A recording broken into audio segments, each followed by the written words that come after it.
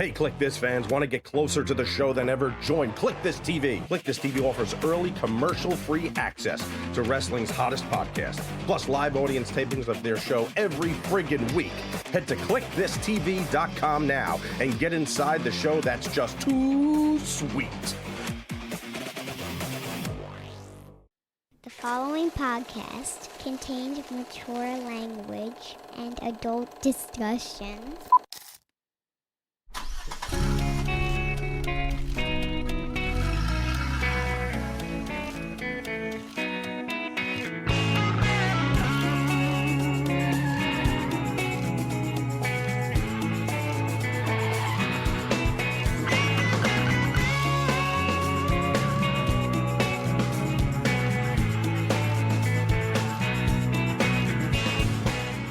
For anyone that comes for the pre-show, you know, we do a little banter with the crew and it's kind of loosen up a little bit. Do you think, Kev, that an hour of fluffing Ron Jeremy, he just wouldn't want to do the scene?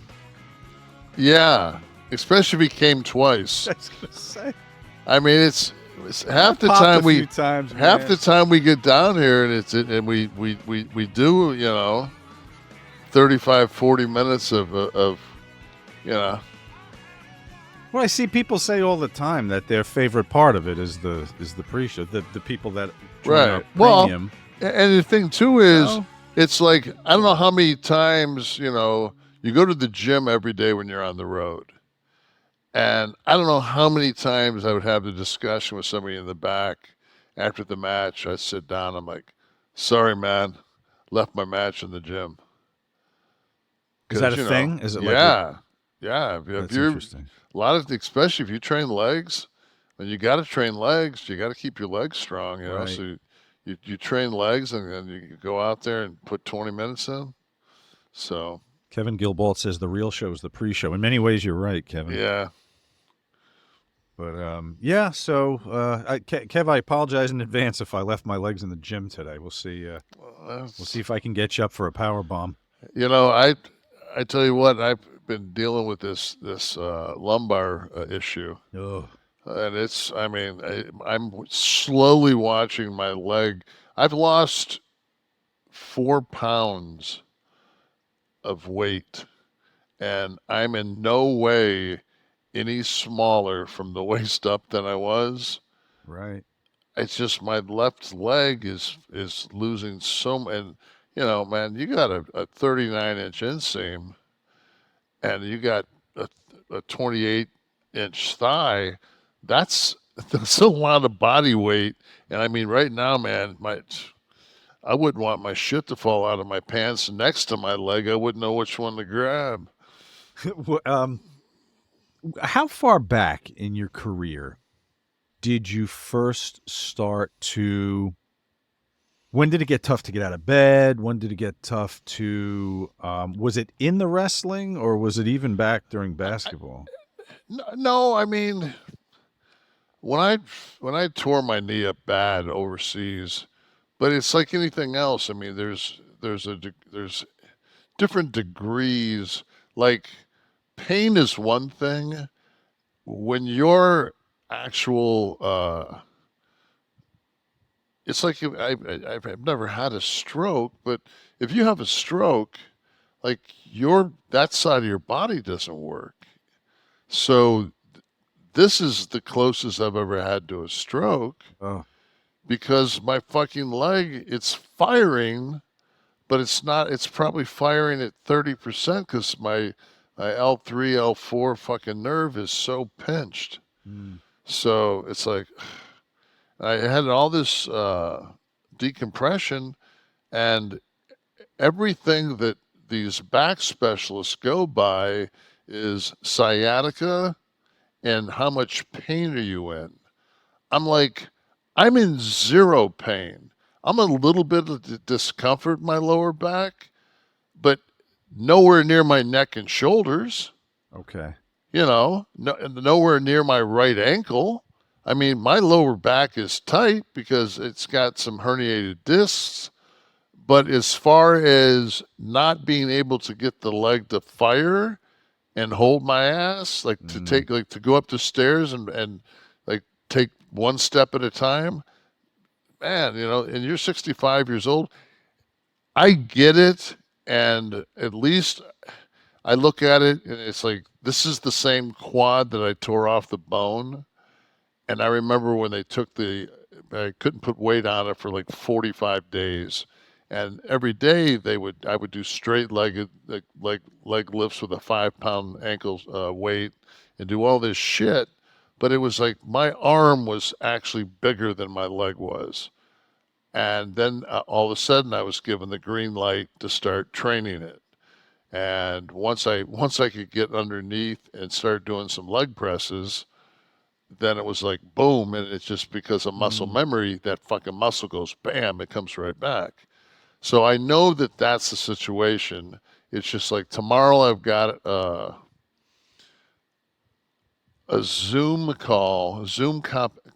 console with a minimally invasive back guru, and I've already thank God that I ran into a bioaccelerator. I was just going to ask you about what stem cells can do in this So specific situation. bioaccelerator is the company that's basically put the Tin Man back together. This will be my third time going down, and it's beyond a blessing. Beyond a blessing to have this. And I know because I've had it with my neck, I've had it with my shoulders. I will go down. They will put me in twilight, they'll probably put me out for this because they're going to be going in my lumbar. But they will go in with a PRP stem cell mixture, and they'll go into that cervical, and they'll fill it. And just by taking that pinched nerve and filling it, that will take the pressure off of that nerve. And I guarantee you, by the time I fly home, I'm going to be a different human being. I've watched fighters, UFC guys that have went down there and say that I woke up the next morning and it was like my neck was never injured and like I couldn't turn my head. Like it's so life changing, and I'm just so blessed to have that in my repertoire because if I was tomorrow having this conversation, and I always jump to the end. Okay, I understand your procedure because I just watched it for an hour and a half. I watched you do 3 discs on YouTube. I've done my due diligence. Now I need to know how long after this procedure before I can lift weights. That's the only thing I give a fuck about. How long before? Because at 65 years old, the thing that keeps me healthy, I know, is the amount of muscle I have on my body. For me to be able to motor, I can't motor right now. If you can't motor, you fucking die. You've got to keep moving. And so it's like, thank God I've got, and if this guy tells me, because, you know, if the stem cells, and I know the stem cells are going to get me where I need to, but maybe down the line when this wear and tear, I think the stem cells are going to get in there. They're going to give me the relief. And then if I just take, because now I don't do any alcohol, which is huge with stem cells. Like that's going to be probably like a twofold to what the normal procedures I've had, because most times I would wait 45 days and I would drink again. This time, and your envelope is like, that window is like 6 months where you just continually get better and better and better and better. And that's going to happen. So I was depressed earlier today because just having to deal with all of it and have to set up my portal and go back in and fill all the paperwork out. But my buddy Joey works down there at Bio, and I mean he's on it. He's like, I'm going to be gone for 10 days. When come down after that, so we catch some dinners, and it's like family down there. What percentage when you had your neck? done. What percentage mobility did you get back, and in how much time? I mean, like immediately, like when I woke up the next. Was it like a flight home situation, like the UFC guy you were talking about? No, it was the morning after I got my neck injected. I reached like my hands. I woke up every morning and my hands were numb. And I woke up and I grabbed it was cold in the room and I grabbed the comforter and I pulled the comforter up. And as I pulled the comforter up, I realized that both my hands were completely like they weren't numb. Mm. So I took this hand, my right hand, and I swung around the end of the bed because I was just like, this is one of those, let me make sure I'm awake. All right, you're awake. And I took my hand and I squeezed it as hard as I could. And it sounded like a kid walking on a bag of leaves. It just went crunch. What is it that's crunching? Because I haven't had all the strength in that hand in so long that just by gripping it, all that shit just fucking just crunched. Wow. And I was just like, whoa. And that was my first time down there. So now I know. So today I go and I have an interaction with a QAnon person. And this is a couple of time a week type thing. She's a female. She's a sweetheart. She's just, I mean, it's everybody. How do you know does she wear a shirt? Like how do you identify? Is there an odor? How do you know when someone's a QAnon? It's just when the ball goes behind home plate on a foul and they call it fair, pretty much that's, a pretty good indicator. They're just so out of it. It's amazing. But she was telling me, because she saw me kind of limping around. And she was telling me, or she asked me first, she asked me, she says, what's going on? I said, I got a couple of fucked up discs. I said, one's like a 5 millimeter fucking spill, like it's torn, and I got a 5 millimeter spill that's pressing on a nerve. And I said, but I'm going to get stem cells. And she makes this face, and I know immediately that she equates stem cells to embryos and drinking blood and Pizzagate. The pizzeria. Yeah. I mean, I can just, and I looked at her, I said, you don't approve of stem cells? She says, no. I said, how much do you know about it? She says, enough. I said, did you know that the only viable stem cell comes from a woman that goes term, that has the child through a C-section? I said, did you know that's the only viable stem cell that there is? And that the only stem cell in the world that's because the umbilical cord at that point, when that child is born, it stops, and all those stem cells that are sitting in that tube waiting to make teeth, hair, it's done. Right. So there's now an assignment you've just, already. there's everybody else it's summer. There's no assignments. They get the rest of those stem cells. It's summer school.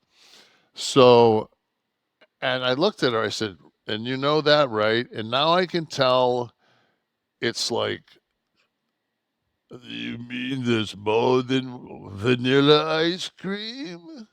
Like, I can already tell. It's just like, and of course, being just the kind person I am, I'm just going to go right into like a tirade with her. I'm going to hit her with, God, Cheney, I can't believe, Cheney went right after Trump did. But my wife and I watched this thing today, and if I was a devout Trumper, I would throw such a flag on the fact that, dude, really? We're 34 days out from the vote and you're selling watches? Like, it's this grift mentality this guy has.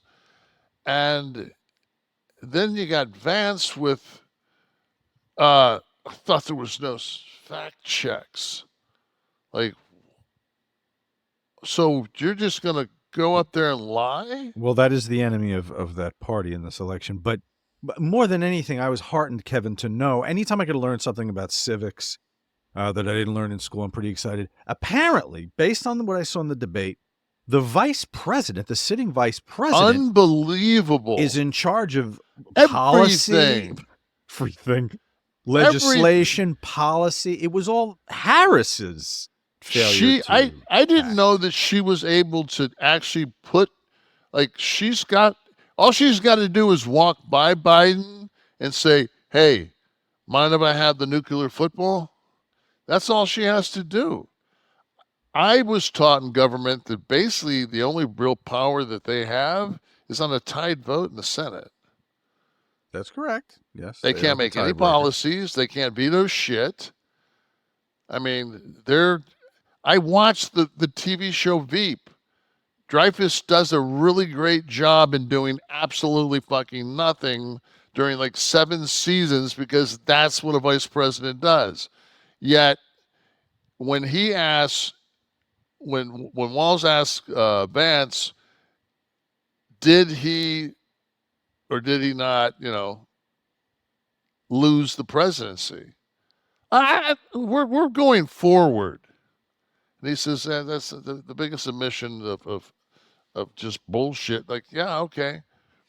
I don't understand this, okay?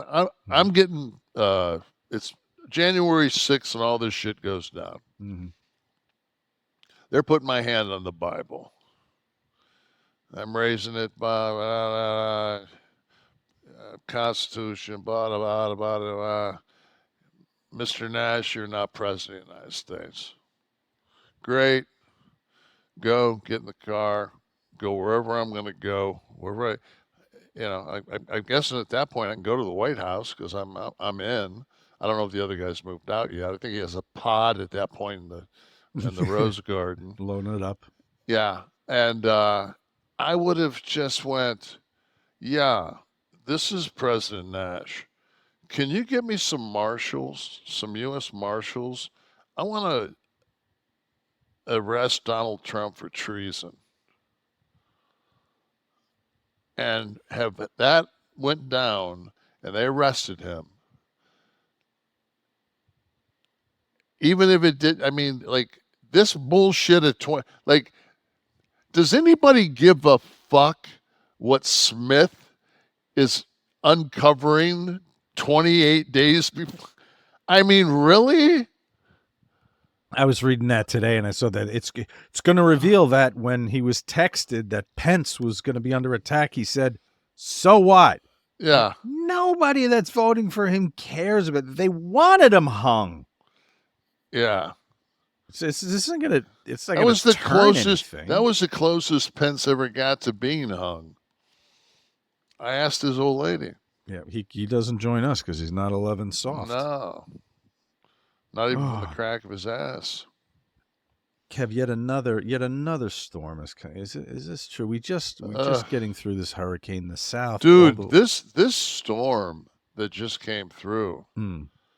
I mean, I'm sitting last night watching the television, and the World fucking Food Kitchen, that guy that's everywhere.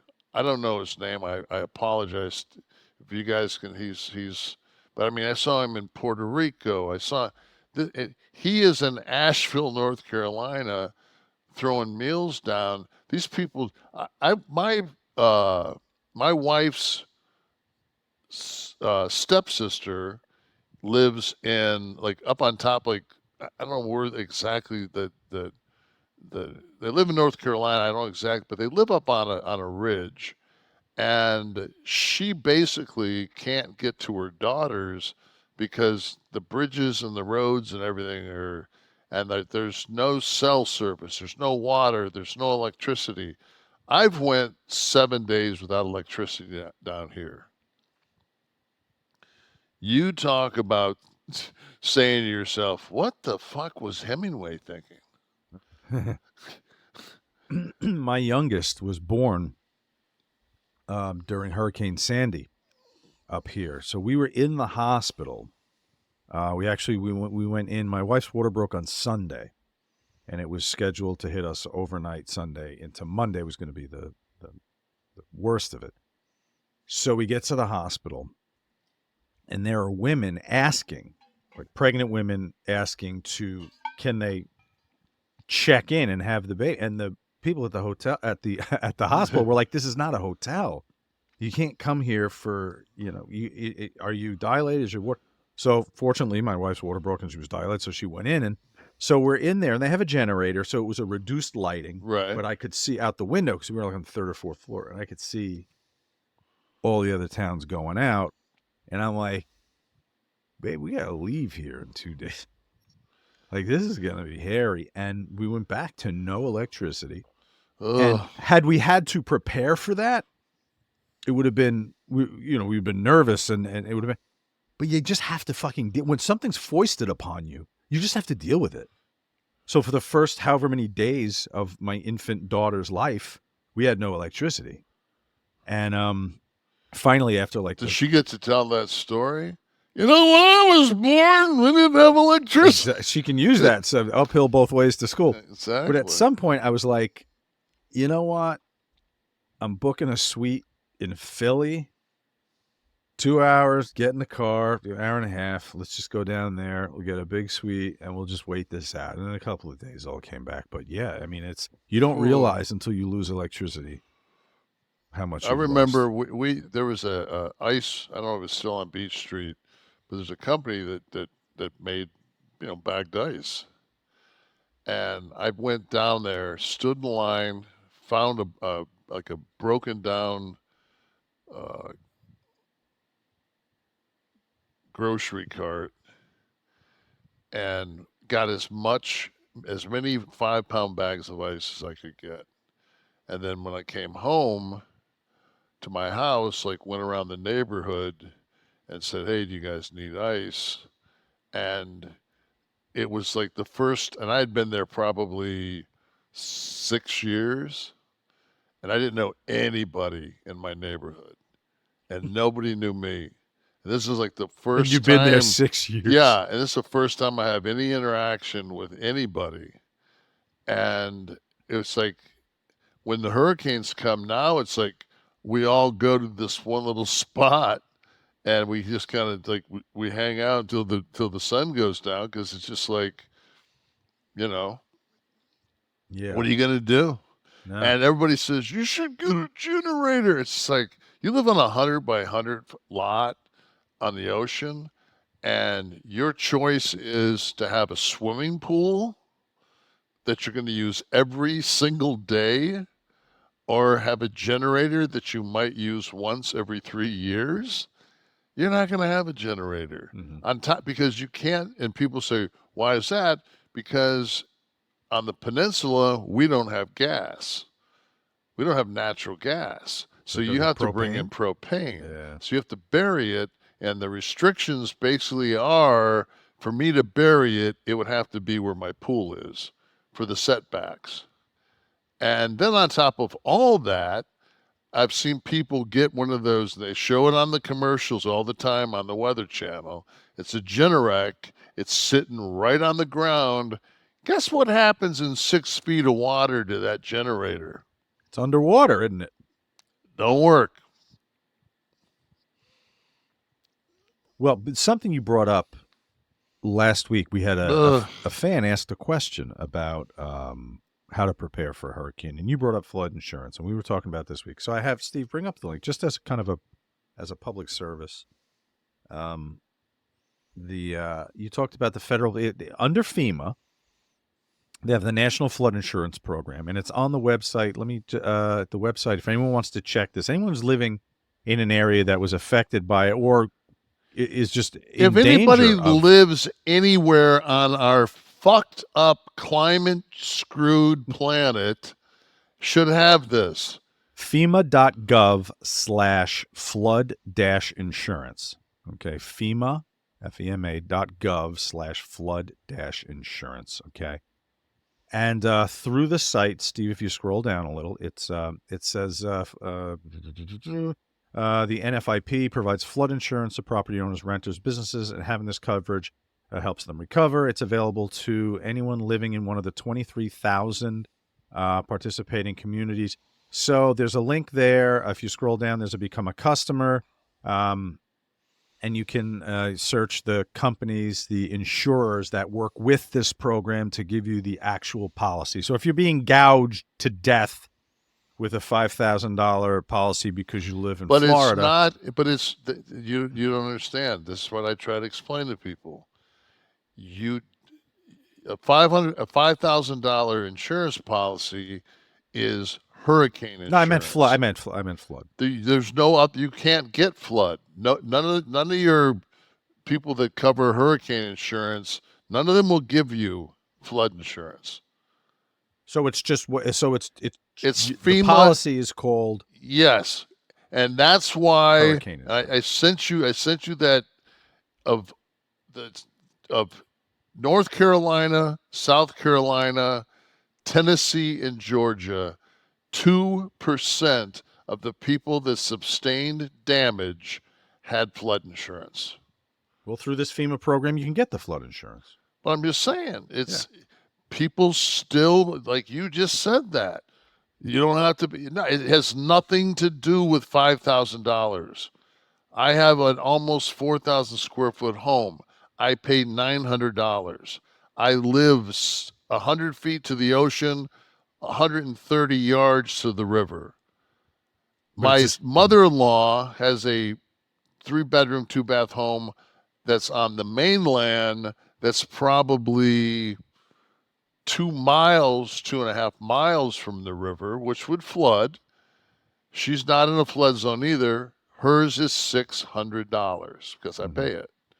So if you live where I live, your house is at least worth $700,000. I don't care if it's a shack, because the dirt's worth at least that. And to pay less than $100 a month to be covered, and everybody out there will say, yeah, you know what, I need to do that. What percentage of people that have homeowners policies don't realize that their flood insurance is not part of it? I would probably say 98%. Based on the number that they gave, based on the 2% that you got. I don't know a fucking soul when I bring this up that has flood insurance. I don't know anybody. I get the same thing. We're not in the flood zone. All right. We're also not in the fucking middle of a Angolian fucking conflict, but we all have assault rifles. Oh. So that's good. So we're doing a little public service here. We're going to do another public service here real quick, and I'm going to whip out my Lumen. Boom. For you to look at here. I'm loving this. It's like a toy. It's not a toy. This is a scientific device here that's measuring my metabolism. When I blow into this, you blow in first thing in the morning, and you're going to get your rating. You'll get your 1 to 5 rating, which is an indication of how much fat versus how many carbs you're burning in percentage. And you blow right into it. There's an app on the phone that correlates to this. And then from that measurement, you're going to get food suggestions for the day. So it's it kind of takes care of your total metabolism measurement and maintenance throughout the day. You can blow through this thing every hour if you wanted. That's what makes Lumen so special. Everyone knows metabolism is the body's engine. It's how your body turns the food you eat into the fuel that keeps you going. But because your metabolism at the center of everything your body does, optimal metabolic health transfers to a bunch of benefits. Easier weight management, improved energy levels, better fitness results, better sleep even. And all you have to do is breathe into your Lumen first thing in the morning. You're going to know what's going on with your metabolism, whether you're burning mostly fats or carbs. And it's going to give you your personalized nutrition plan for that day. It's so much fun. And we're going to make this so easy for you to try, guys. If you want to take the next step in improving your health, go to lumen.me, M-E/Kliq, Kliq. to get 15% off your Lumen. That's LUMEN.me/Kliq, KLIQ, for 15% off your purchase.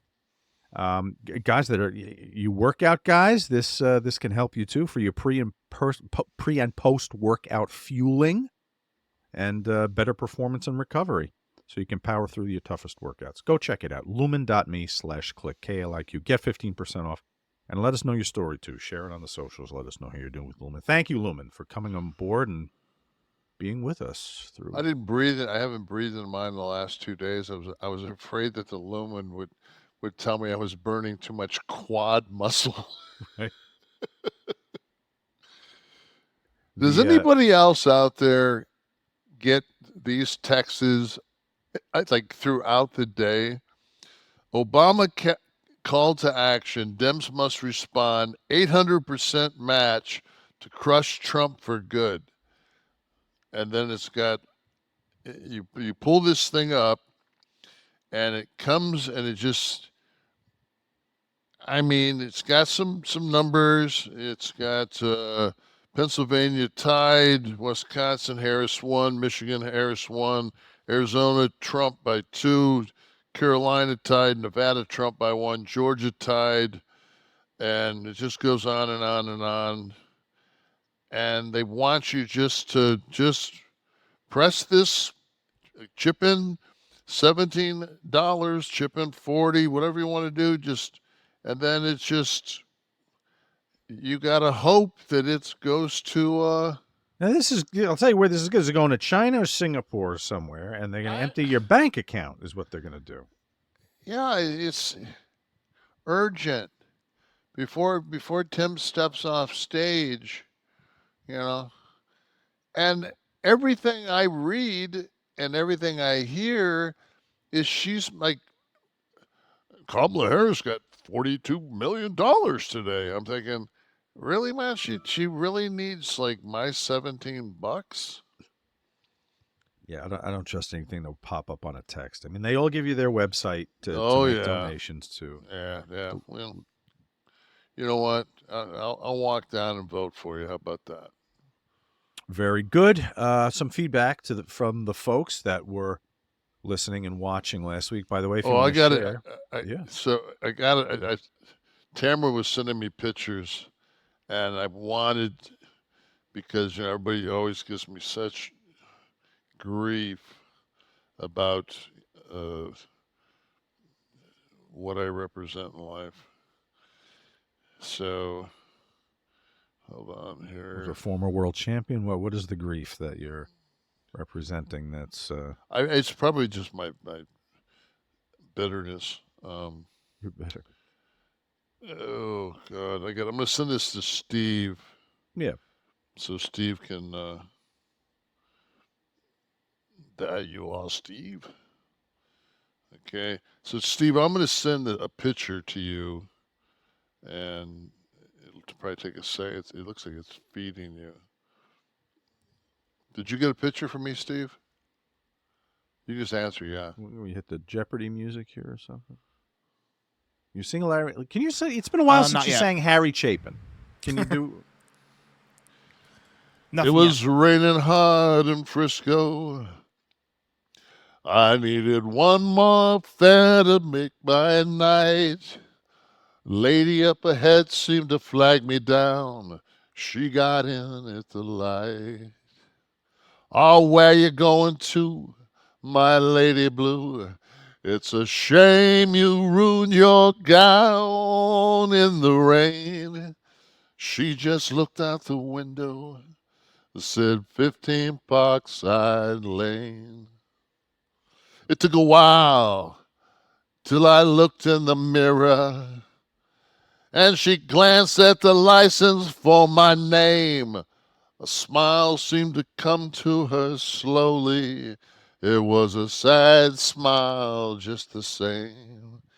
And she said, "How are you, Harry?" I said, "How are you, Sue?" Through the too many miles and the too many smiles, I still remember you. There we go. So is this live now? Do we have this picture? This is up of young Nash. Yes. So Okay, I'm such a Mussolini in my own home that when my son went out to vote for his first time when he turned 18 years old, he voted for Donald Trump. And then my wife took him to New York City, and he wanted to salute President Trump in front of his tower. So this is a picture of T saluting Donald Trump, and this is like, so people don't think that I'm You not allow freedom in your home to express unbelievably so. oneself. Yes, unbelievably so. Like that's the kind of the way I was brought up. That's the way I brought my son up. It's just like we don't. Perfect example. I went today to go take a look at my Cadillac. And it's the first time that I've met my mechanic because I had it flatbedded out to him. So his name's Scott, and we've talked on the phone. Same age. I think he's maybe a year older than me. And so we go. He's like Deliverance in the middle of nowhere, but he lives in like a really nice area. He's got like a 5,000 square foot big brick house. I mean, he's got a nice crib and everything. But like where his shop is kind of it's kind of cool, man. It's it's like very cracker, Quonset hut kind of deal. But I mean, he's done everybody's 60s and 70 cars that I know, and I mean, his whole thing is he does the antique shows. He shows Yeah. rods and different 50s and 60s and 70s, a couple 80s. He's got a real nice 85 Mustang right now. There's a lot of those down by you. I feel like I run into those all the time. Yeah, and they're like he was telling me that like he's gotten to the point now where he wants to do the ones that are indoors. Like he doesn't know if he's going to do the turkey run this year down in Daytona Beach because he's tired of having the cars outside, and if it rains, it's a fucking nightmare and everything else. Oh, I can imagine. So I walk into his place today, and I have to follow him because I can't find this place.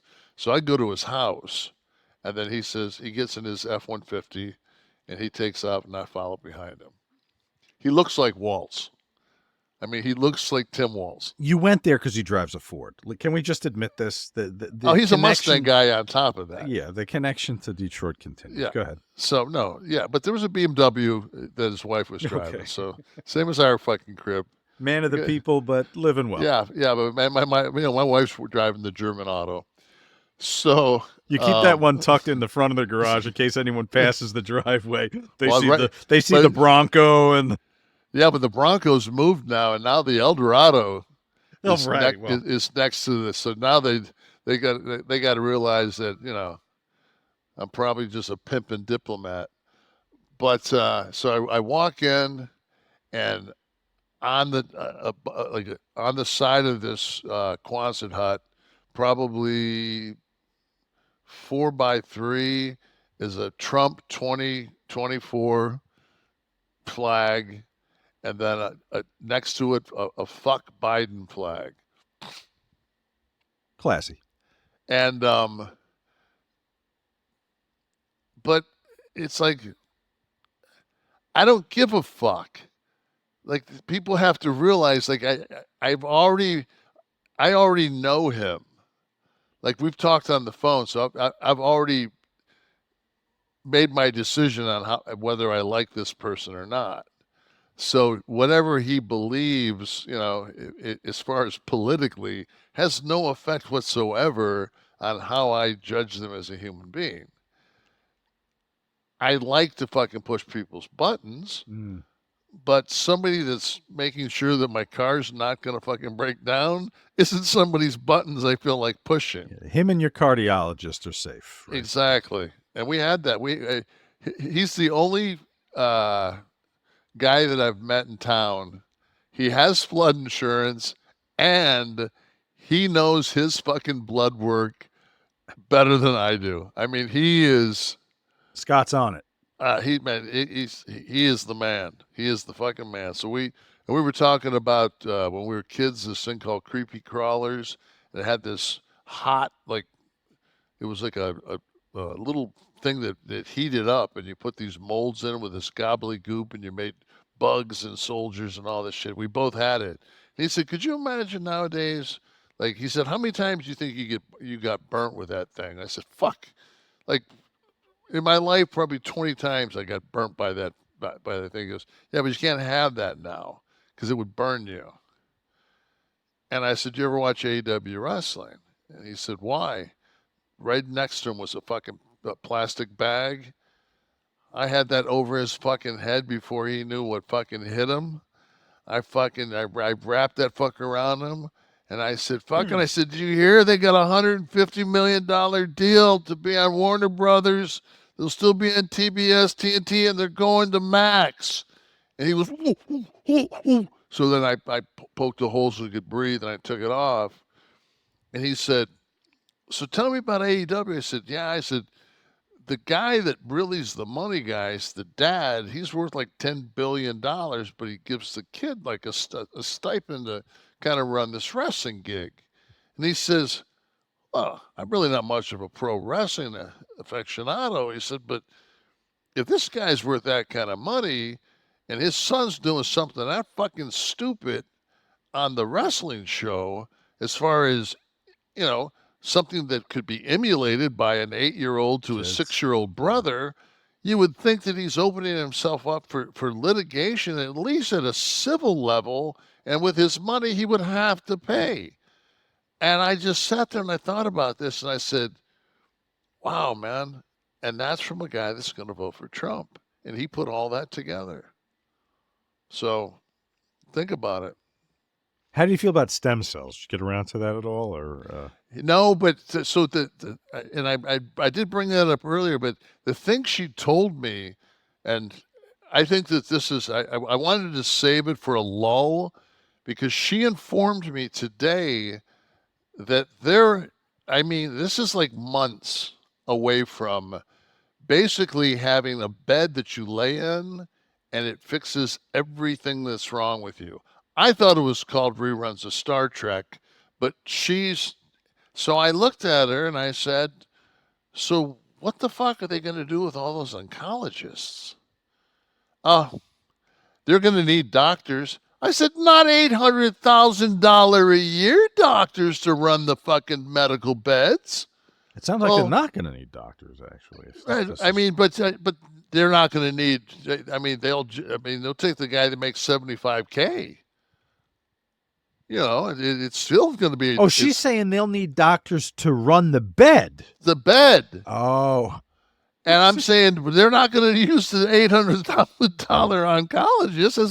I said, the only reason that they haven't found a cure to cancer is they can't find anything that makes that much money. Doc, you see those two buttons right there? Yeah, so this was her answer. So you brought up the stem cells. She wasn't a fan. She knows enough to know because that. Why would you be a fan of stem cells when you know we're 4 or 5 months, and all of this hinges on Trump being voted in? From the magic bed. Well, he's going to bring the beds because everything. Mike Lindell's going to do the pillow. Everything, yeah. That fixes the brain cancer while you lay on the bed, which gets rid of the tumors. She had a RFK Jr. T-shirt on for about a month. Then she realized that wasn't going to go down in Daily Plaza. So I mean, this one's a live wire. Yeah, but she's a sweetheart. I love her. It's just like. She just happens to believe that people drink the blood of children in the basement of a pizzeria. In the basement of a pizzeria of all places. That doesn't have a basement. Right. That's right. That's kind of the kicker, one of my buddies, Dave Driscoll, just sent me a picture. We've been talking back and forth this week. And he used to work with Diddy. Oh. And I said, so we're texting back and forth, and he says, yeah. I said, we used to text messages. So while I was sitting here earlier, I looked through it and I saw that I had a message, and it's from Dave. So I go to it, and let's see here. It says, FaceTiming last year, and it's a picture of Dave with P. Diddy. P. Diddy being the big picture, Dave being the small picture. Right. I don't know if I can put Diddy's image on our thing, so I'm not going to mess with it. Because I don't want to in any way, form, or fashion get tangled into that fucking. Someone takes a still of you holding the phone, said, Kev's proud that he was friends with Diddy. Yeah, so. This is the But I society we're in now. My response to my buddy Dave was, "Fuck, man, FaceTiming Satan." I said, "Fucking." What did sweet. Dave do? Was he on the music side of things? Dave is since I've known Dave. Dave's always been either in the wine or spirits. Oh. Always very high end. We became friends because Steven Soderbergh, who directed the Magic Mike trilogy, he didn't actually. He didn't, but he did. He shot it, the second one. But he was involved with that Sangati 63, which was a Bolivian, I believe it was Bolivian, like a wine that's this clear. Can see if you can find I used to, when I drank, I used to always have a couple bottles of this because you can drink a bottle of this, get blackout drunk, wake up the next day, and you will not have a hangover. It's Sangati 63, I think.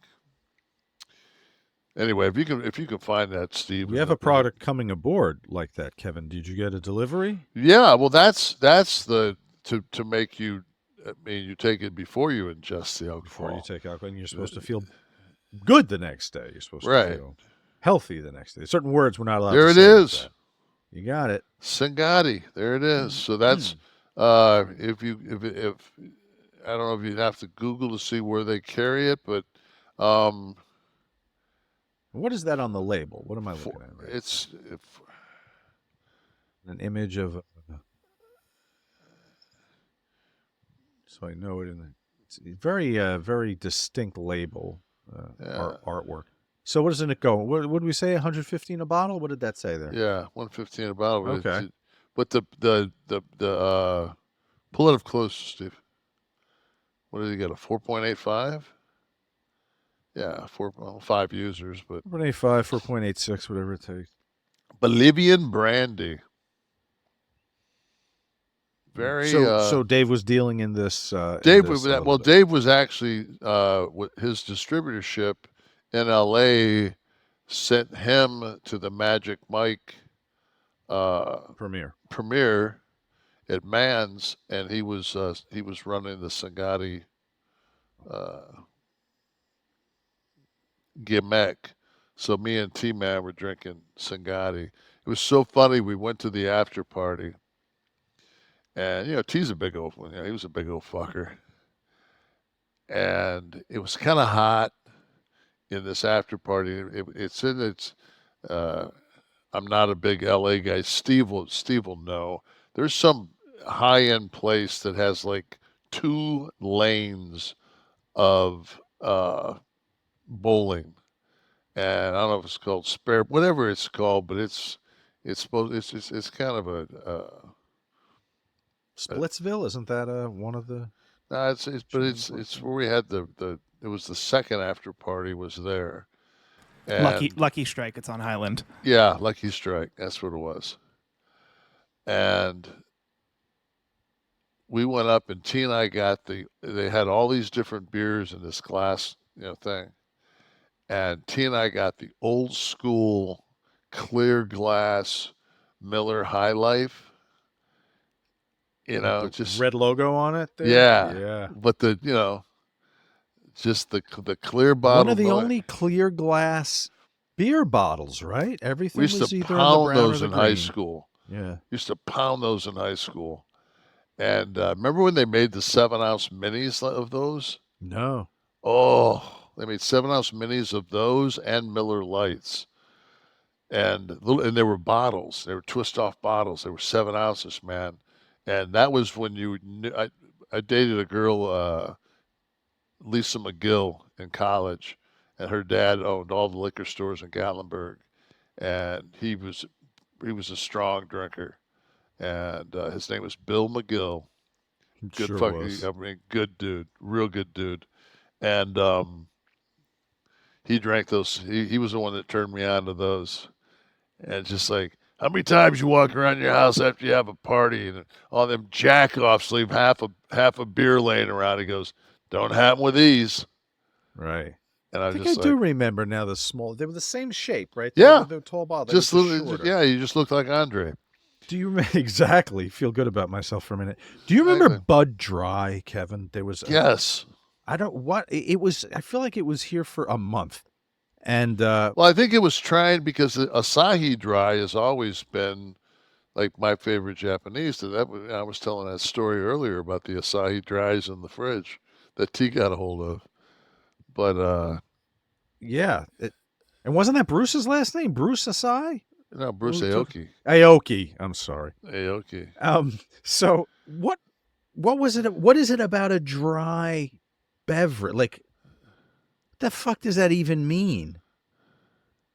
Felt pretty wet to me. Oh, don't make it go any smaller, Steve. Why ask why? Try Bud Dry. I remember that was in high It school. was and it was very introduced in popular. 90 and discontinued in 2010. Fuck, I don't No remember it for way. 30 fucking years.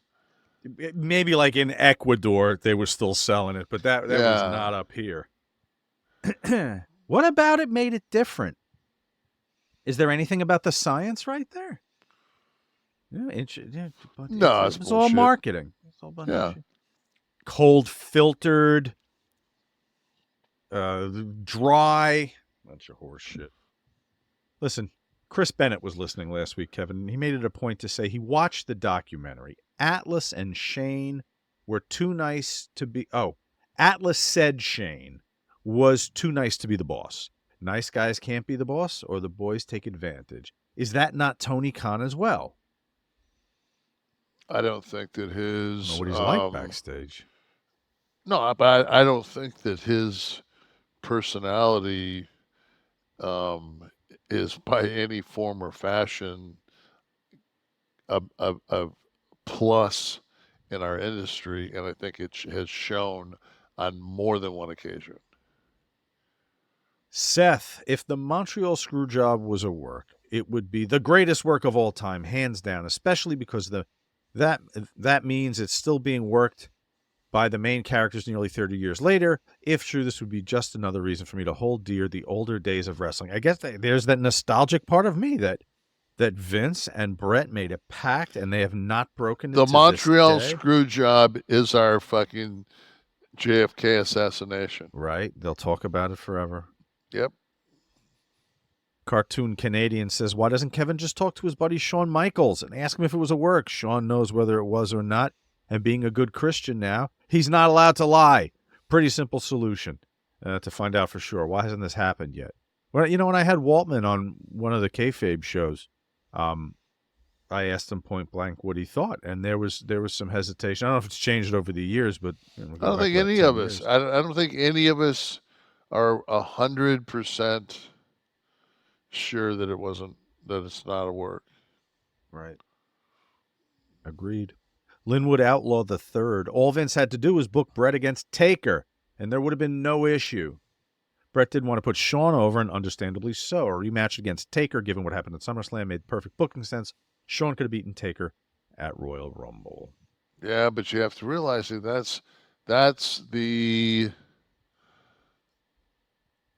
that's booking to get around Bret, not booking Taker.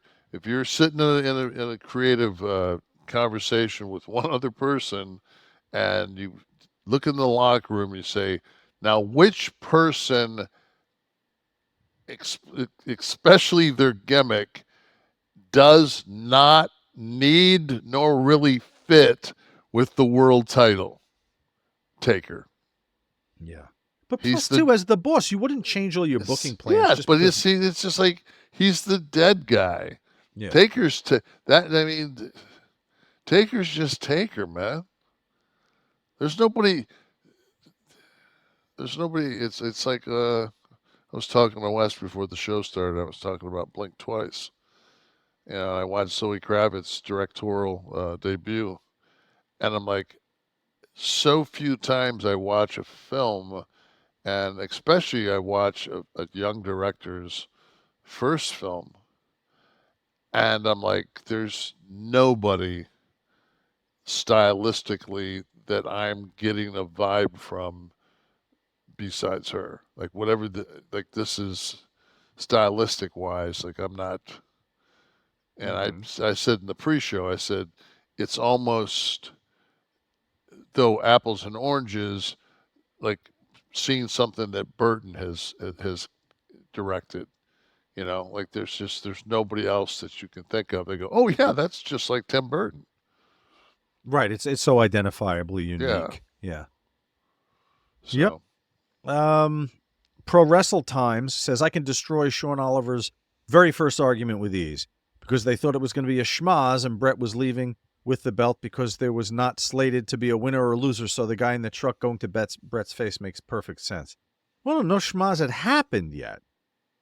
So no, it's he's in the sharpshooter for two. I mean, it's There's no. I don't.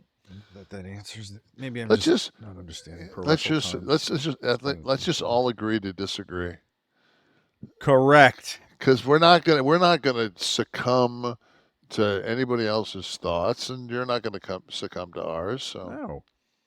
Speaking of succumbing, something we don't have to introduce anybody to for the first time is Blue Chew. Blue.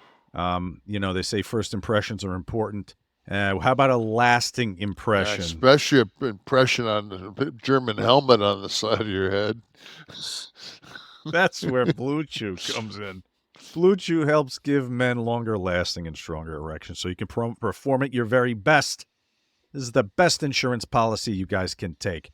You just go. Blue Chew, it's an online service that delivers the same active ingredients as Viagra, Cialis, and Levitra, fraction of the cost, chewable form. The process is what I want to talk about. Super simple. You pop one, you chew it, it's in your system. If the opportunity arises, you're ready. You're ready for high-octane action, all right? The process to sign up, super simple. You go to bluechew.com, consult with one of their licensed medical providers, and once you're approved, you're going to receive your prescription within days. Blue Chew tablets are made in the USA, shipped to you discreetly. And the best part, this is all online, guys. Why wouldn't you do this? I don't know a man alive that doesn't want this safety net. There'll be no visits to a doctor's office, no awkward conversations. You just take them anytime, day or night. Talk to a licensed medical provider, which they'll bring up on your phone there, and you're all set, guys. You get your prescription within days. Does it work? Ask our fans. Check the posts on our site. And they just want you to have confidence, guys. Blue Chew just wants to give you the confidence to perform at your best. So just go discover your options at bluechew.com. And we have a special deal for our listeners. As always, try Blue Chew free when you use our promo code NASH at checkout. Just pay $5 for shipping. That's bluechew.com, promo code NASH to receive your first month free. Visit bluechew.com for more details and important safety information. And we thank Blue Chew for sponsoring us. Goodness from day one. Yes. 118 episodes ago. We've covered this already, but we've outlasted The Sopranos and many, many other shows already. And we're just as intriguing. Kliq This TV is where you can go to be a part of this. You get to sit for the fakakta 1 hour pre-shows. You got to be tongue-tied here. Kev, I think we're talking some guests. We might have a big one in the pipeline here that our friends will be able to be live for. Sometimes I really enjoy guests when I watch other people's shows. Mm-hmm. So, and it's just got to be the right people. You got a vibe. They got a vibe with us. Like Scott and Kid could come on once a month. Because the dynamic of was always the three of us. That was how we were the best. Was all three, because everybody had a layer of a story that kind of, Yeah. Well, Kid can come back anytime. He's. Oh yeah, He's I mean around. Sean's in a good place. He's doing his thing. It's just like he told me the other day. He said, "Yeah," he said, "I was doing a little micro dosing." He said, took the dog for a walk about 3 o'clock in the morning, and he was singing like some Earth, Wind, and Fire song. He said, "I'm in my shorts, walking my dog, singing this Earth, Wind, and Fire." He says, "Tripping my balls," and I'm thinking to myself, like, "Good for you, man. Like that's what you should be doing. That's exactly what you should be doing. That's what we should all be doing." Yep. That's what I said tonight. I said, "I am so fucking tired of coming down here and not being stoned." I said, "I'm going to be stoned tonight." So Good for you to take a stand like that, for God's well, I sakes. mean, I found an Instagram thing. I don't know what but it's like T was like such a Norm Macdonald fan, and because he was such a fan, like he turned me into a fan. He was But brilliant. now there's an Instagram feed, and every day you'll get like a gem from him. Yes. Yeah, I follow it. It's like one of those things where I can't think of one that I haven't watched twice. Yeah. I want because I love his timing, and sometimes when he does, like he's on the show and he'll just yeah, you like to suck that guy's fucking cock, wouldn't you? That mean you're gay? It's just like you say to yourself, like, man, he just. But him What was on that? He was on that was him on a talk show, right? What was Yeah. that, on Letterman? But No, he it was- wouldn't have been Letterman, no, actually, because but you it couldn't was- say suck cock. but he Good, but you'd be believed. he was always pretty. He'd get away with them probably the most on Conan when Conan went to like TBS or where that This was Dennis. I think that was the Dennis Miller show, by the way, on HBO that you just yeah, mentioned. he would have been able to say whatever. Yeah. That was a good show, Dennis Miller's show. Then he got kids.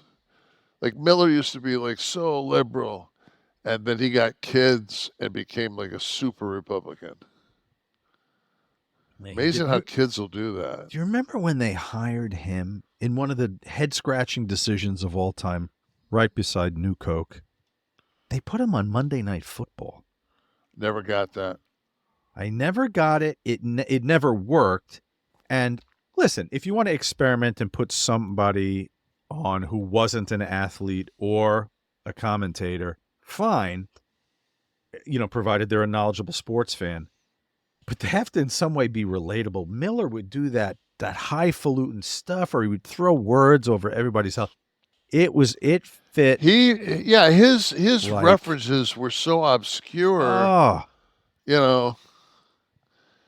If Cosell was alive, he would have jammed his hog in his mouth by halftime.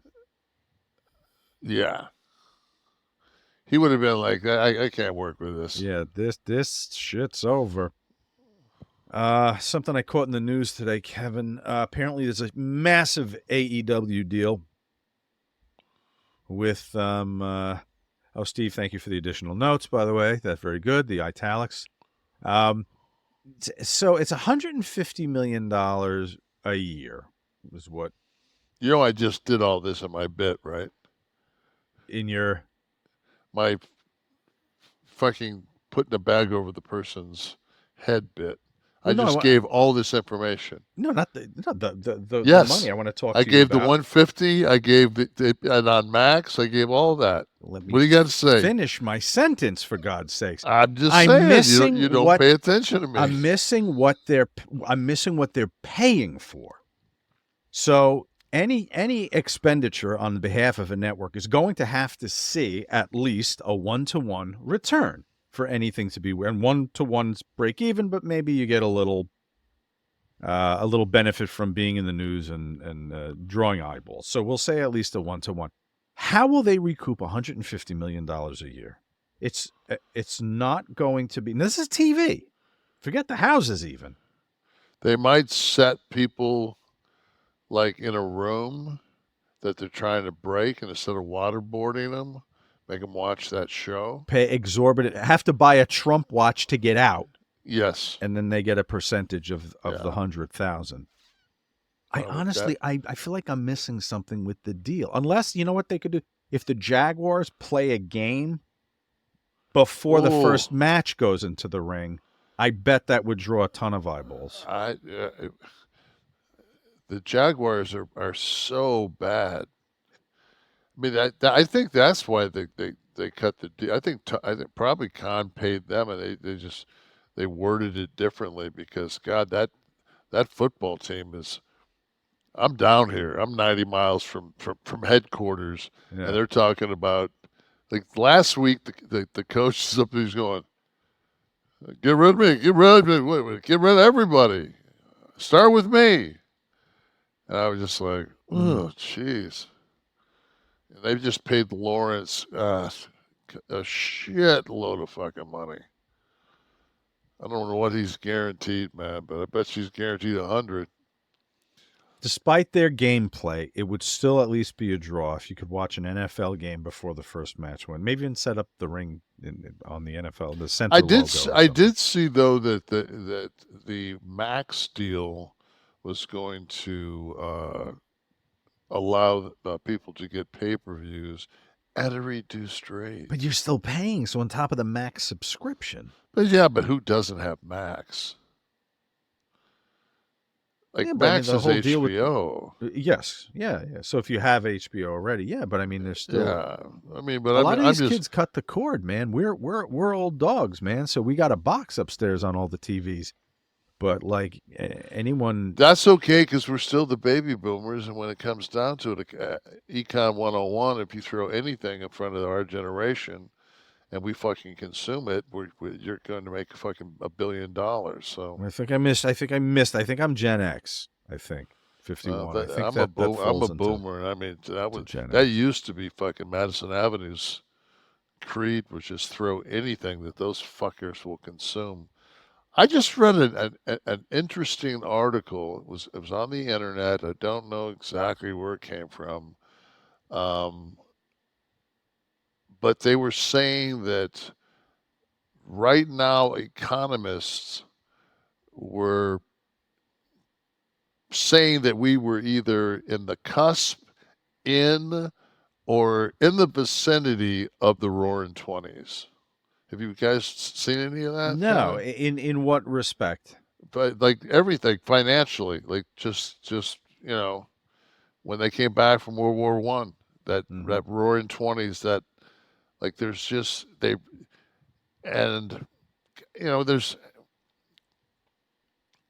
I always believe, this has been a long bull run. Mm-hmm.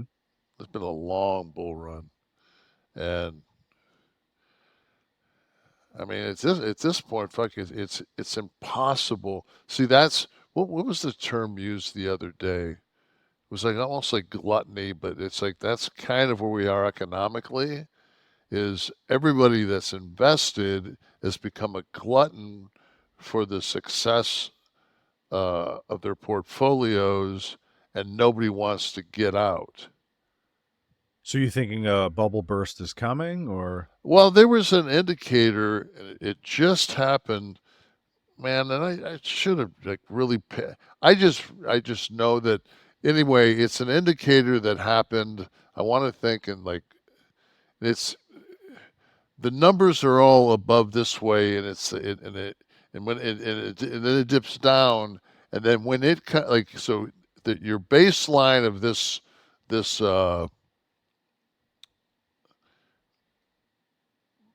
probability or whatever it is, the baseline is say 0, so everything's below it, and then it just goes up like 2 or 3 points above that line and then goes back down. And it's only happened, I want to think, 7 times since Wall Street's been in existence.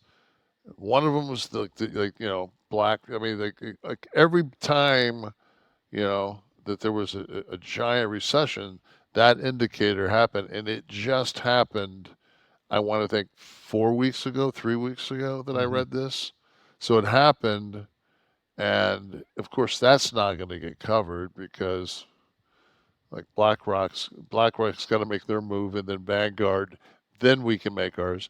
But it's one of those things where do you take the windfall and put it someplace at 5.3 tax deferred? And Well, that's what your guy's there to do, to know when to yeah, but to put it somewhere to he tuck it didn't away. he didn't bump for it, so I don't think he's got.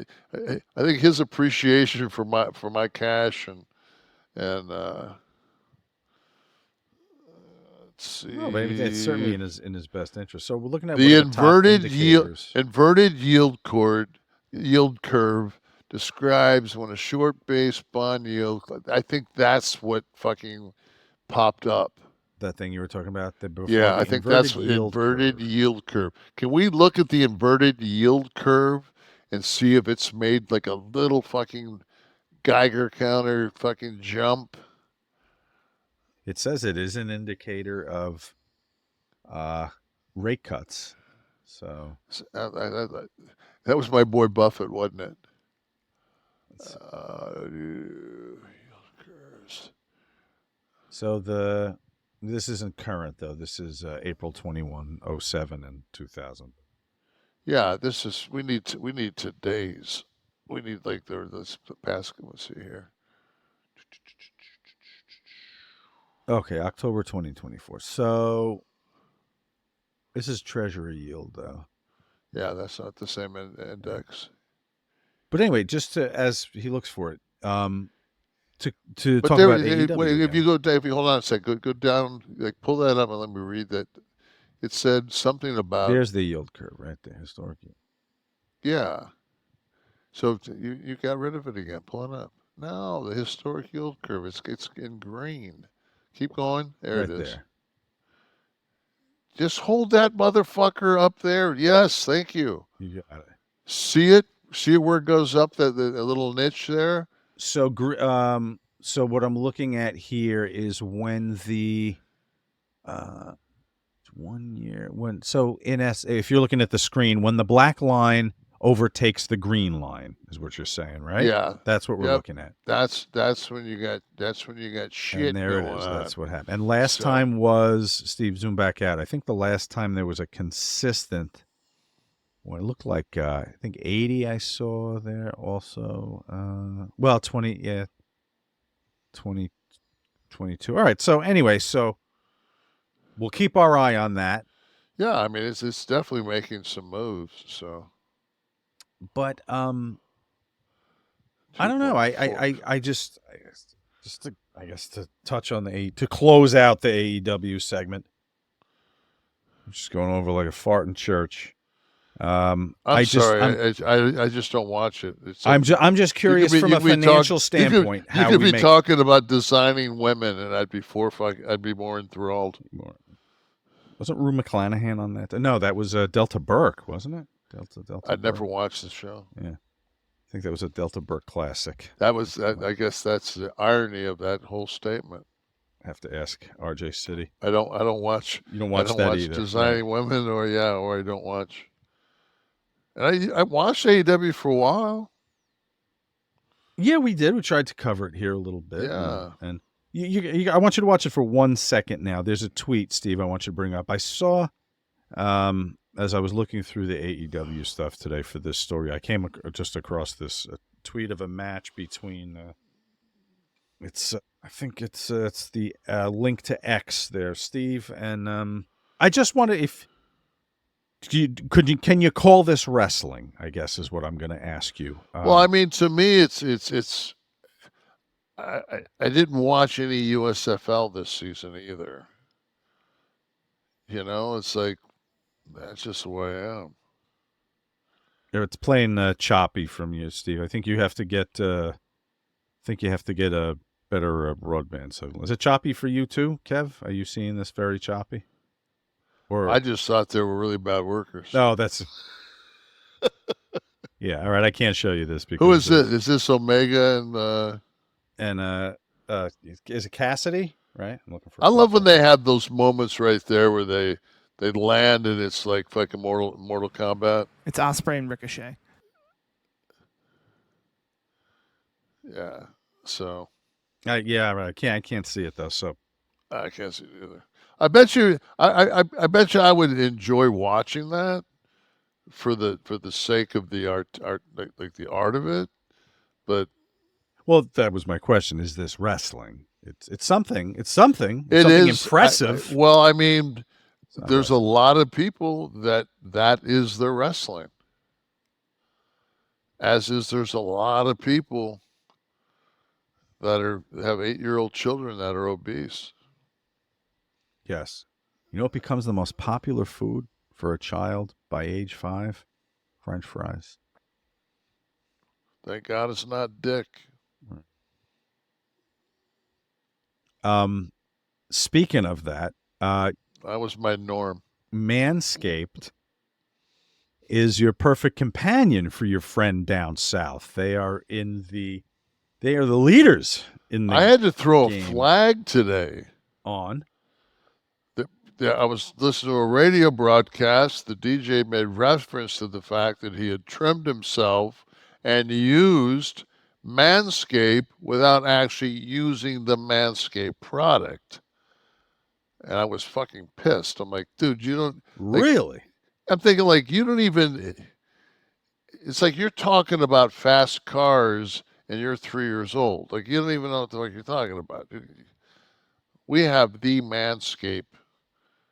You know, like Manscaped to keeping your genitalia and your body trimmed is kind of like having a Nolan Ryan fastball. It's an advantage that not Yes. everybody can experiences, but should. Should.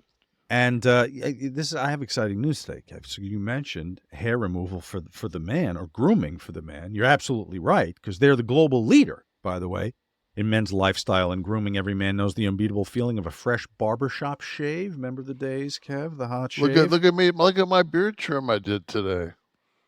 But for folks like me, I'm going to talk to you about the newest innovation, the Chairman. The Chairman Pro, the electric foil shaver, the game-changing tool that brings the luxury of a professional shave right into your home. Whether you're after that daily, silky smooth finish or prefer to maintain a rugged 5 o'clock shadow, the Chairman Electric Foil Shaver is your go-to for precision and style every time. Head over to manscaped.com. Join over 11 million men worldwide who trust Manscaped. There it is on the screen. You can see it right there. Use the code KLIQ, K-L-I-Q, 20% off and free shipping. Guys, this is no joke. What makes the Chairman Pro stand out? Versatility and precision. Comes with 2 interchangeable, you're seeing them right there, skin-safe blade heads. And listen, if the clean shave isn't your style, that's okay. Switch to the skin-safe stubble trimmer to keep your stubble looking sharp and polished. Guys, they're always ahead of the curve. Manscaped continuously with new products. Kev, just since we've been with Manscaped has been with us, there have been what, 5, 6 iterations of new products? At least. And we get them, and they're each one better than the next. Last week, didn't we? Wasn't that the first time we got for the ball head? The dome, yes. Yeah. Actually, I don't have mine, so I gave mine to someone who said it was the best electric shave on his head he ever had. That's Peter Principle, his name I'm going to send mine to Stone Cold. Yeah. I'm going to send mine to Stone Cold. Get an endorsement, like Peter Principle. Either Stone Cold or Jamie's going to get it. I don't know which one yet. So, guys, if you want to experience the Chairman Pro for the close shave or to keep your stubble trimmed, get your 20% off and free shipping by using the code KLIQ, K-L-I-Q, at manscaped.com.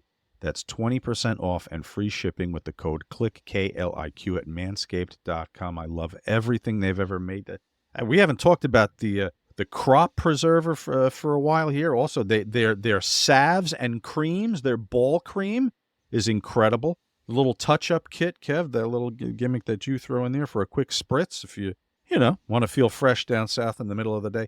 They do it all. Manscaped is the total male grooming partner, and we thank them for being a part of the show, as always. And we thank you for being a part of the show, if you're listening to us.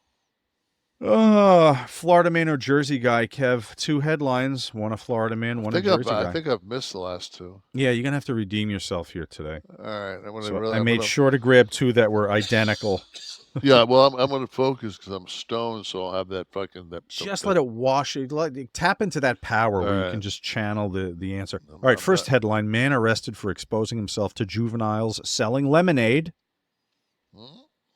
And, along the same lines, naked man claims to be the devil and terrorizes woman.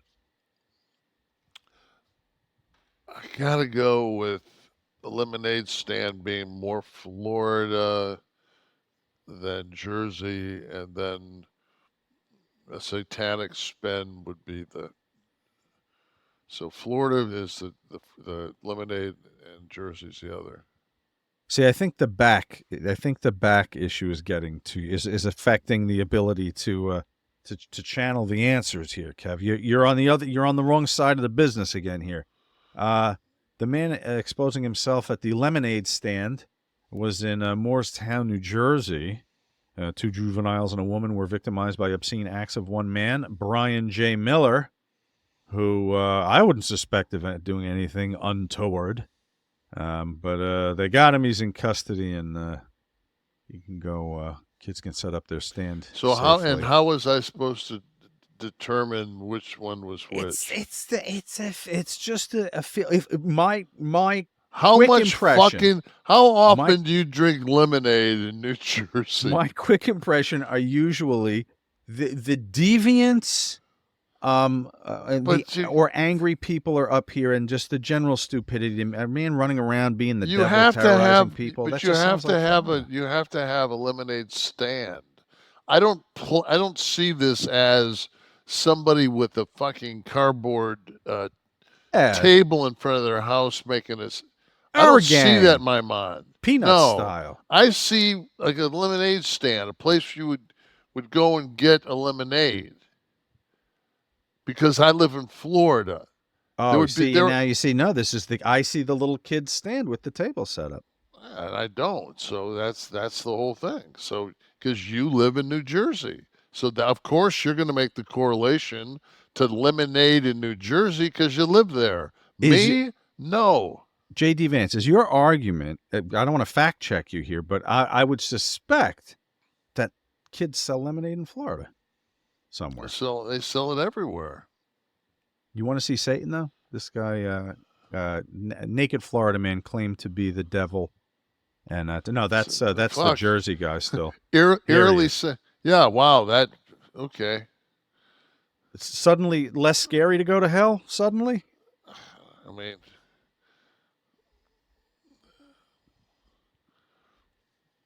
I was wrong. Let's go on. Move on. You have to redeem yourself next week. I don't have to do shit.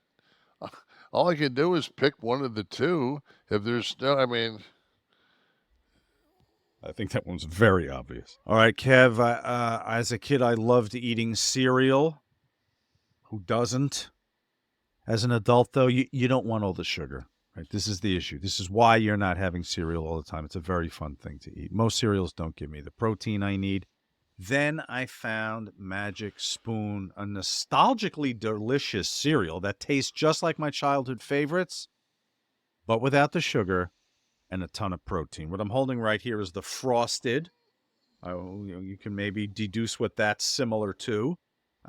If you're already a Magic Spoon fan, good. I have news for you. If you love the cereal, you know what you're going to love just as much? They've turned their popular cereals into high-protein treats that are light, crispy, and taste just like those classic crunchy cereal bars. Kev, you were hammering a few of these today, weren't you? I had the peanut butter today.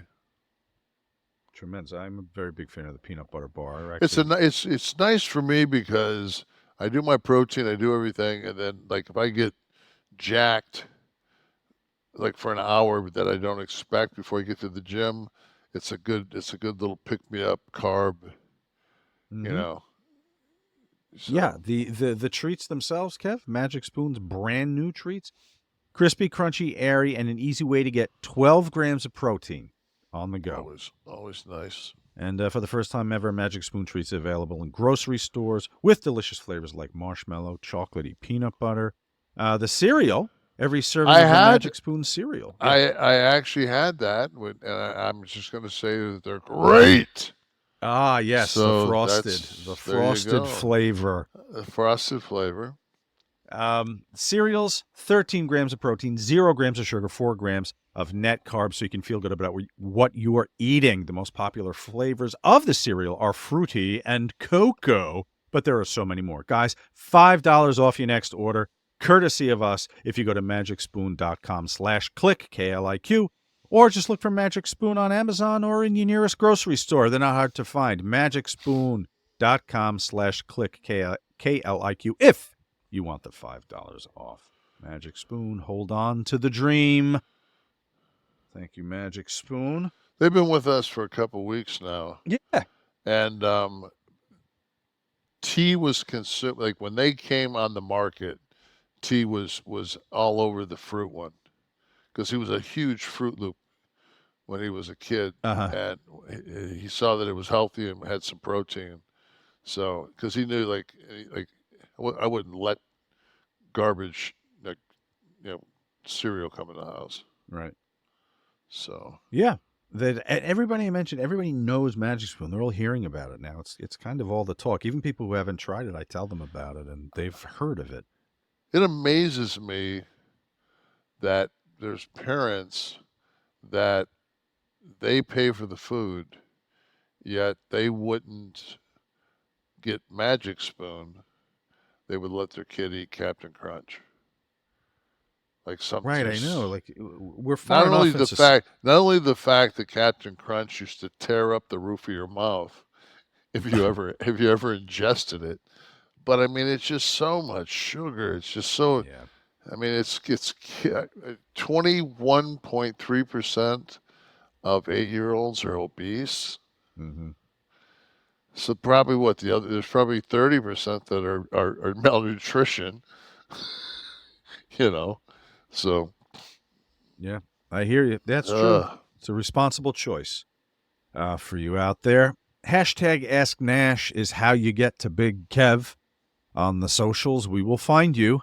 Hashtag Ask Nash, like we found Wayne Swindells. He says, "Hi Kev, been a fan for a long time. Been a long time fan from the UK.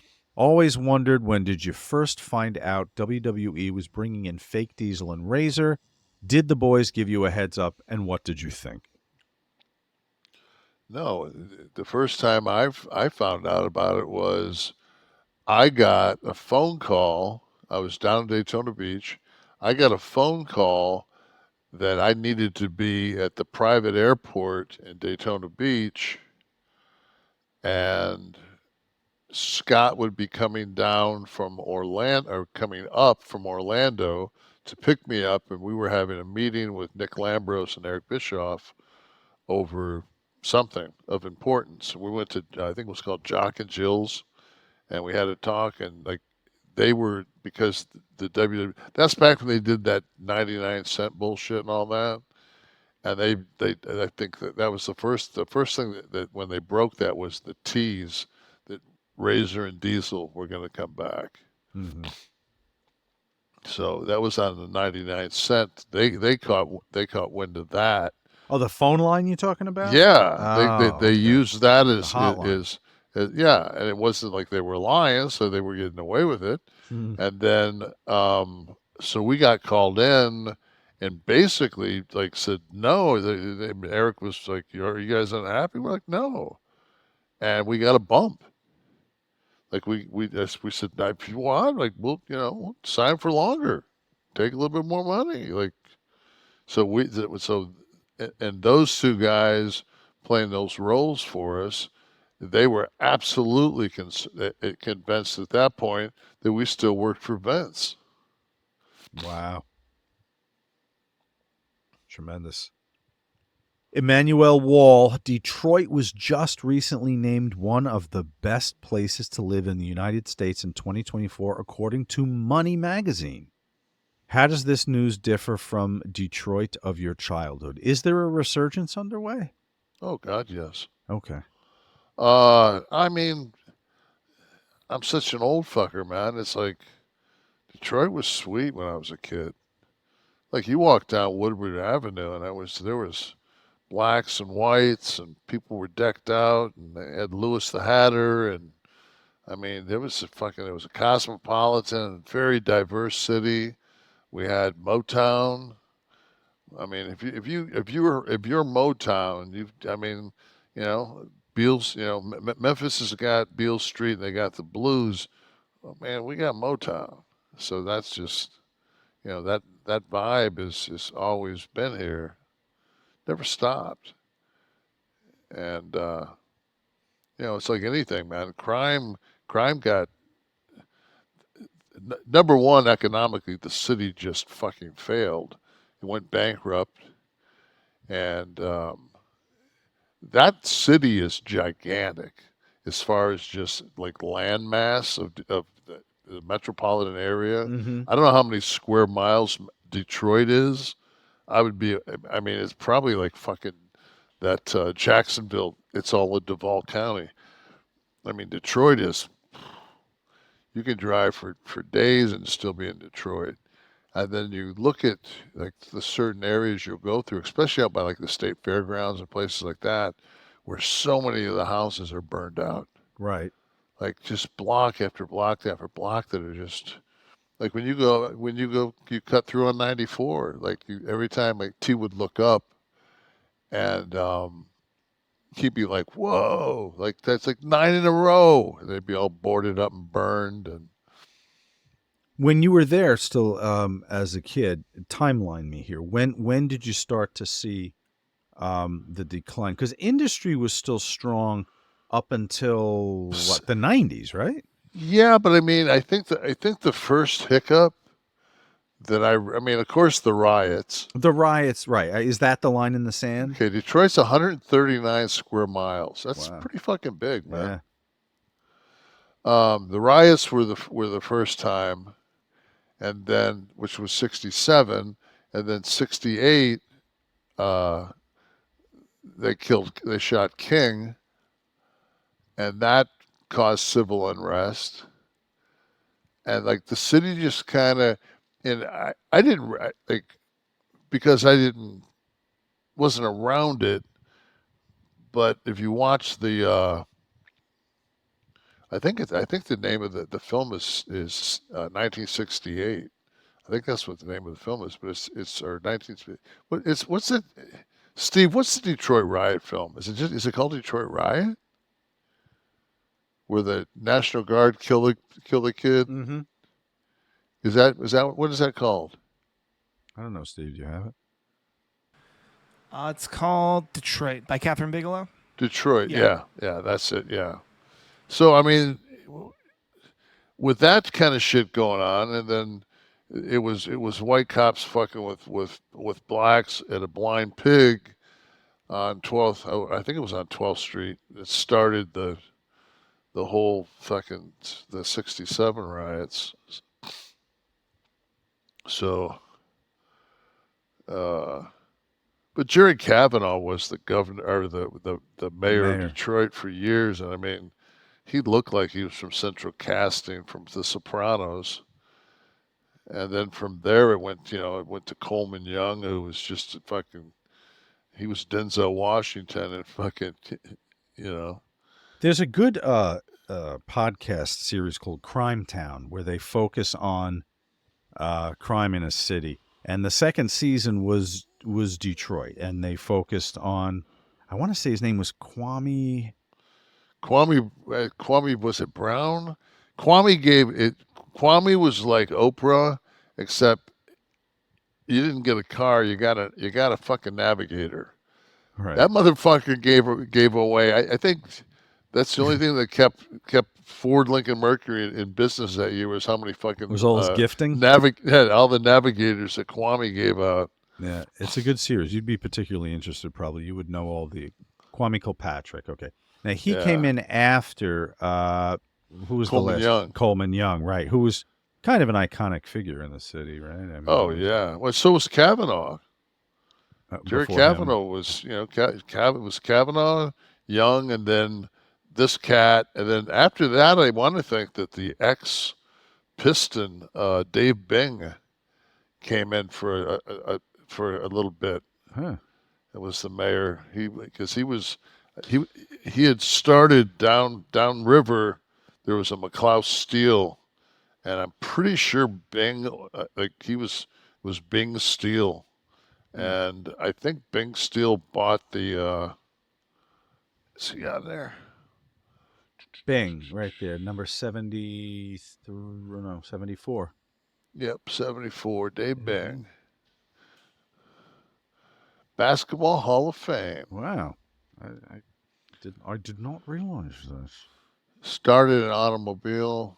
The Bing. Okay, that's what it was. I knew he had something that was transitional down in my area. I got a key to the city while he was in office, which is cool to get a key for the city from Dave Bing, who happens to be Hall of Fame basketball player. Yeah. I didn't know this. This Yeah. is actually It's marking out a little bit for this. That's just like my wife always says, she goes, dude, she goes, you bitch and complain more than it's one of the most, you're one of the most gifted lives of things that you've encountered and have came across. She said, it's like, and she'll always say that, like, write a book. I'm like, yeah. Ready when you are. How about from the audience here? Who's in the audience? Who would like to? I couldn't tell the story yet. I'll never be able to tell the story. Then someone else is going to have to. That's the risk you run when you don't get your. Yeah, well, then somebody else can do it because they're not good. It's not going to be me. I don't. It's like, fuck. There's a lot of shit I've done in my life I'm not proud of, and if you can't cover that with some honesty and clarity, then there's no reason to cover anything else. Well, you can flavor it any way you want. I don't. You don't need anything bitter in the sauce if it doesn't go in the sauce. Doesn't fucking matter to me. Doesn't matter to me what if the day I die, if there's not a fucking person that remembers me, I won't fucking know. Much is true. Ace Ramon, he knows something. He knows he's got a question up here. What are your thoughts on the second guy who tried to kill Trump, pleading not guilty and offering $150,000 to anyone who can finish the job? See, I read that wrong. I thought it was $150 to finish the job, and you got to watch. Well, you only get 50 then. Oh, yeah, because okay. they'll take that 100 right off the top. All right. So I still am puzzled because I thought that I heard on several occasions that they received a note from the suspected shooter several weeks before the attempt saying, sorry, I missed. Well, they found that, right? Yeah. When they searched his home, I think. Yes.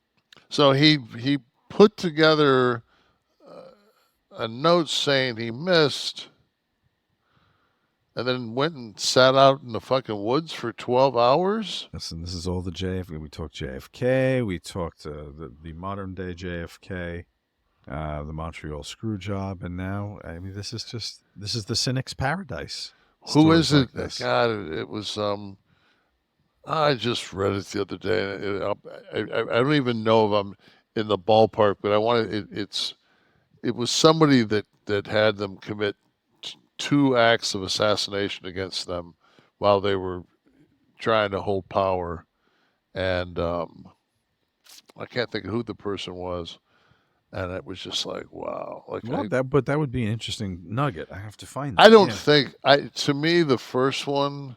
I don't know, man. I mean, like, if we're gonna sit here and do a show about Kennedy having a squib on the side of his head, we can definitely say Trump might have had a squib on the top of his fucking ear. I don't know. I'm generally not a conspiracy theorist. I mean, I'll take these things at face value until I'm proven otherwise. Do you think the second one was a hoax, really? Oh, Bro? I think I'm the exact opposite of you. I think everything's a fucking work. Everything's a work, right? All right. My first question myself is exactly what's the angle of the work? 'Cause that's what I always want to know, because that's your play. If it's a work, okay, I get it. It's a work. Well, the Who's- angle here is very, very obvious and compelling because we're a few months from an election. Yes, Right. I get it. Right. And like we talked about earlier, though, the amount of money that is generated on a daily basis by this process is, and we're talking about people giving their shit away. I just think it's like, if you really think that your $17 is going to push this person over the fucking top, it's kind of like your vote. Did you get a few texts today, maybe, Kev? Oh, fuck. Who else is in the house? Who wants to, our 11 Soft Club? Mark DZ, hey, sexy. I go to my girlfriend's house the other day on my break, and guess what she's watching? Fucking Tell Me Lies. I hope it wasn't from my influence. Did you get a little action at least? Did it put her in the mood? Was she ready to rock? Did she take you blue chew? Are you manscaped? Did you mando? Next one. We definitely got like a nice setup for. We're the best smelling podcast in existence. No question. Remember a long time ago we got that. It was a resident. It was like sheets. It was called the Miracle brand. It was Serenity Sleep Bundle. Do you remember that? The package was called that. Yeah. Yeah. And it was the it was Miracle brand. And I have the NASA sheets. I have my box is sitting right here. I use it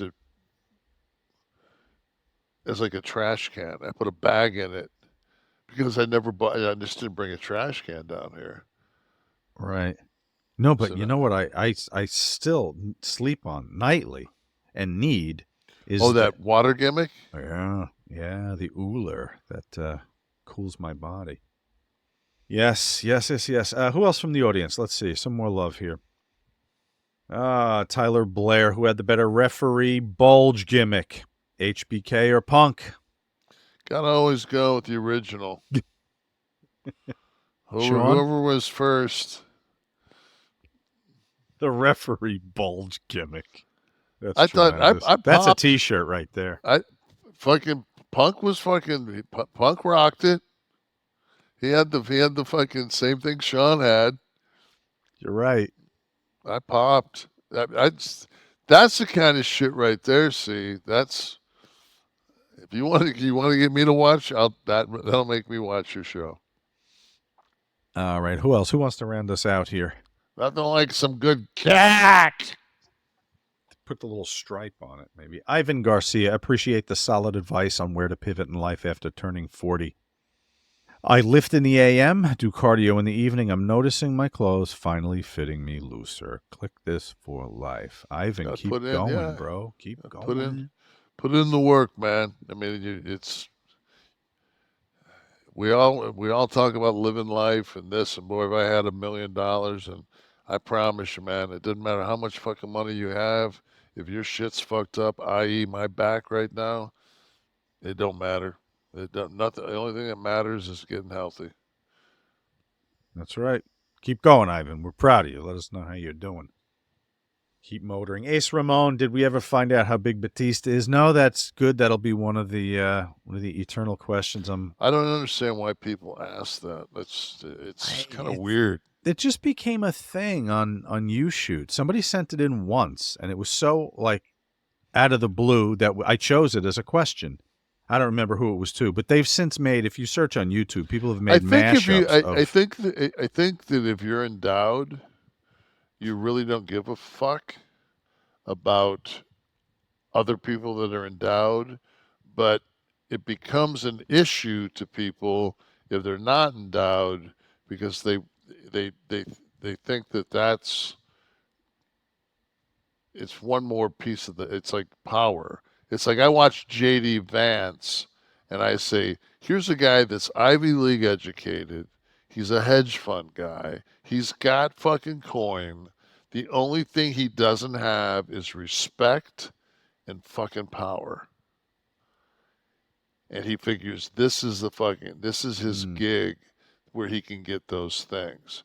And he'll talk shit about fucking Trump and say he's a piece of shit and he's Hitler. He'll say all this shit to him, but then turn around in 4 fucking years and run with the guy and lie for him. And this is a person that you want fucking anywhere near the head of our government? Most politicians are whores. They'll do anything. They'll do anything for that quest for power. It's exactly what you said. It's a quest for power. You know what I thought validation. was one of the I thought the highlight of the entire debate was and all the debates, you know, Trump and this one in particular, you know, Vance made reference to, you know, oh, Christ be with you, and he made some kind of, you know, one of those things, you know, and where he referenced, you know, Christ, and then just in his everyday vocabulary, Walls said, I don't like to throw my scripture in, but he dropped a Matthews. He did a Matthew, yeah. Yeah, he dropped a little. He dropped one a little bit in there, and I said to myself, I said, felt pretty fucking organic. Like it didn't feel like that was fish hooked in there. Mm-hmm. And I thought to myself, like, if I was really an evangelical, and if that's was what drove me, how I could not see that that's the closest of those 3 men to being what a Christian is, at least in my estimation, to being a Christian, that I just, that was what I said. I was just like, I said, you know, I don't know, man. It's just, I think at this point it comes down to the people. It doesn't come down to parties or anything. It just comes down to the people. The character of the people in the yeah. Politics is pretty cookie cutter anyway. You're going to have the 2 parties represent the same policies every election, but right, exactly. Who do you have? I'll tell you one thing. Charisma counts, though, if too. Kamala Harris fucking wins and she shits the bed on this border situation, she will not fucking stop hearing from me. Mm-hmm. You know, because there's a lot of things that can fuck this country up, but having multiple terror cells come across our border and plant in our metropolitan areas, not fucking good. It's too present an issue for it not to be addressed. Yeah. It's one of the top. That's my, and it was so funny because they after the debate, they talked to some students from Oakland University, my sister's a graduate of, in Rochester, Michigan.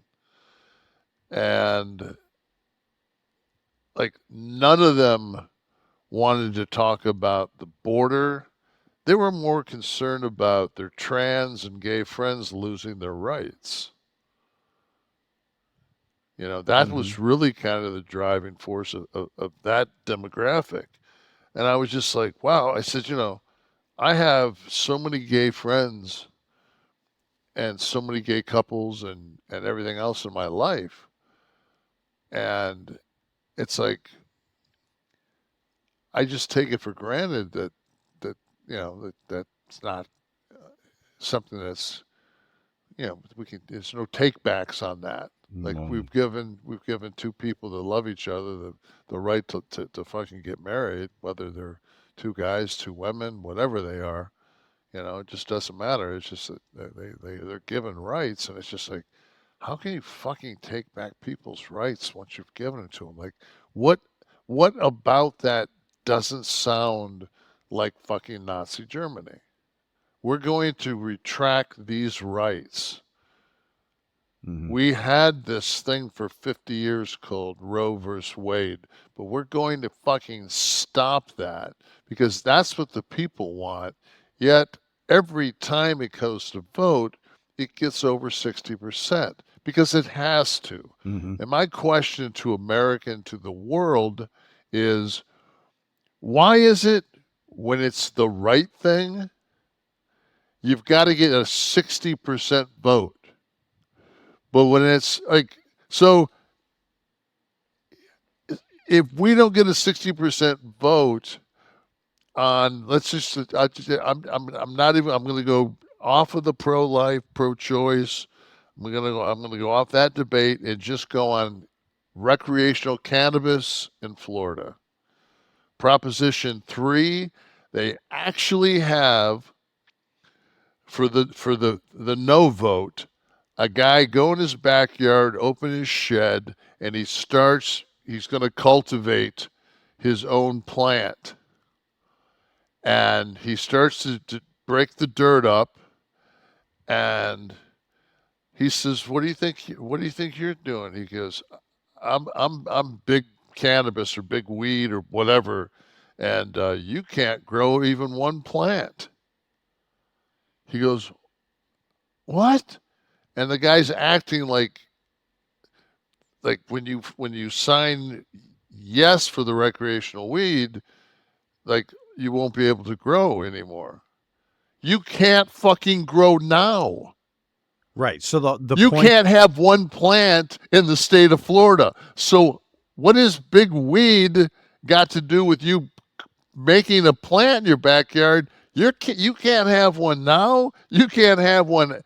I mean, so it's they like, were using that angle to push the no vote by saying that you personally won't be able to have your little plant in the you yard. won't be able to have it. It's like all of a sudden we're in Humboldt, fucking county, California, and you could have 12 plants per person. I'm like, are you fucking kidding me? That's an interesting deceptive tactic. Yeah. Oh. Well, Kev, Kliq This is a production of Butch and Sundance Media, as you know, produced in association with Podcast Heat, created by Tristen Nash, Kevin Nash, and Sean Oliver, producer Steve Kaufman, graphics by Dominic D'Angelo, title sequence and audio edit by Wesley Burleson, theme song by Dale Oliver, technical research by Tristen Nash, copyright 2024, Butch and Sundance Media. Kev, you want to do another one? Yay!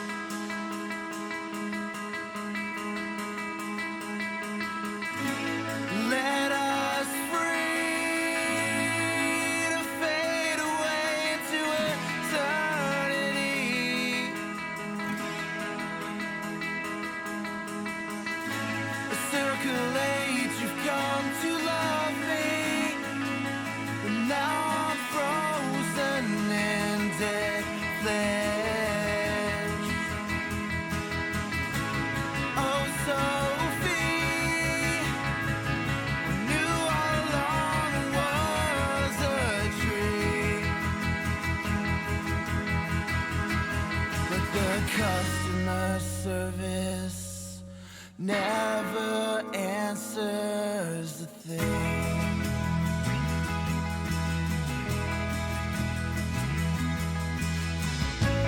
Let us free to breathe in air we're supposed to breathe. Through twists and turns you've come to love. Now I'm cold, I'm frozen. Baby,